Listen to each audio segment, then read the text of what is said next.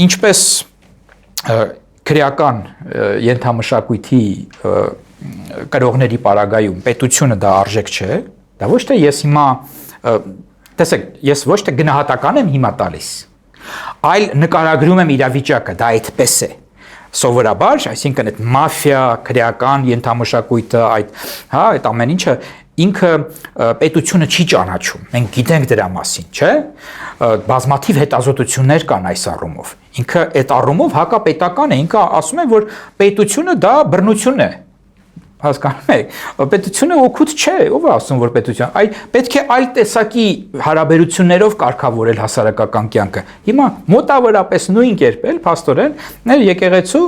ղեկավարությունն է մտածում, որ այս ամեն ինչ որ տեղի է ունենում, սա մեր սրտով չէ, մեր փիլիսոփայության մեջ չի մտնում, այս ամեն ինչը հա կարող է պետությունը ուժեղացնում այդ ձեր պատկերացրած պետությունը, հա կարող է ժողովրդավարություն կա, մարդիկ արտահայտվում են բան եւ այլն, կարողանում են իրենց կյանքը վայելել, բայց ով ասել որ դա արժեք է։ Ով է ասել։ Արժեքը այս մեր պատկերացրած տարբերակն է, հիմա պետություն կլինի, չի լինի, դրանք հեճեական չեն։